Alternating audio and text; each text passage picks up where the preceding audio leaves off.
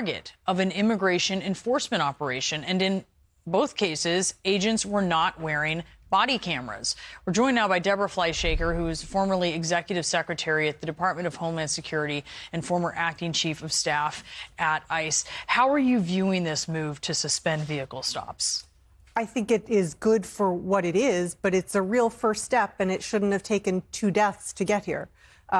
I think they're addressing the imminent cause of these 2 deaths, but they're not getting at the real problem, which is the mass deportation campaign and its attempt to deport, millions of people.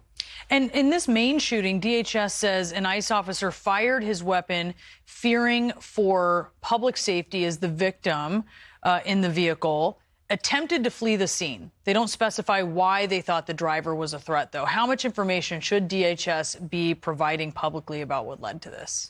They should be providing a lot more information about what led to this. That's not the standard for a use of deadly force. So that statement raises more questions for me than it answers. I think that DHS has a lot to answer for, and they have not proven to be particularly forthcoming. I will also say that the lack of body cameras creates another problem. In the shooting in Texas, it's pretty clear they weren't wearing body cameras at all. The shooting in Maine, they may have been wearing body cameras, but it's not clear that they had them on. Both of those are real problems. So they're at an address, right, which is where they are intentionally trying to target, and a person leaves the address for a vehicle, as we understand it, right? Those are the facts as we know it in Maine. Take us through, with the facts that we know, and the point where officers may or may not usually pursue someone, and they end up pursuing someone who isn't actually the person it sounds like that they mean to pursue. At what point is the opportunity to get this right missed? They missed a lot of opportunities to get this right, and they got this tragically wrong. Look, the department and ICE were doing high-profile surges in cities. They only stopped when there were multiple deaths.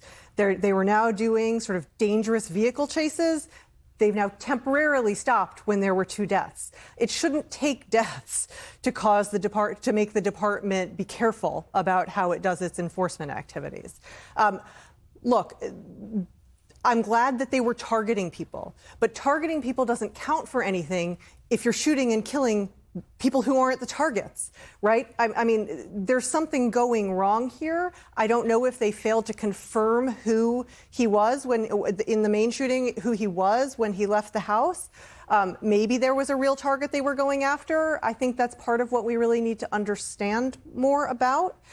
But the reality is that they didn't have to chase him. They didn't have to shoot him. Fleeing is not an appropriate... Somebody running from people in unmarked cars with no uniforms, it's not clear he even knew he was running from ICE. Yet one agent has his hand on the driver's side door. We see that in the video after Guerrero's car enters an intersection and is slowly moving in circles. You eventually see agents use one of their vehicles to stop the car. What are you seeing there?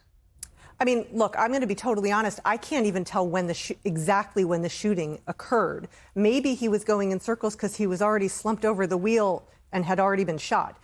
Those are parts of the thing that I don't know. This is the information you're missing at this point. Right. There's huge gaps in the information. How much does the pressure to hit numbers contribute to mistakes like this? I think it contributes enormously.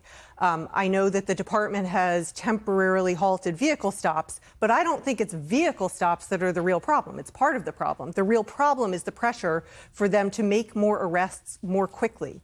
And when there's that kind of unending pressure to do more, agents make mistakes. And here we are seeing 2 tragic ones. You mentioned the body cams. I think that is something that really stands out to a lot of people who have been watching this story, because after what happened in Minnesota and promises that were made by DHS, I think the expectation was that by now you would have officers wearing body cams. And yet in both Texas and in Maine, that's not the case. How do they need to be ramping this up more quickly?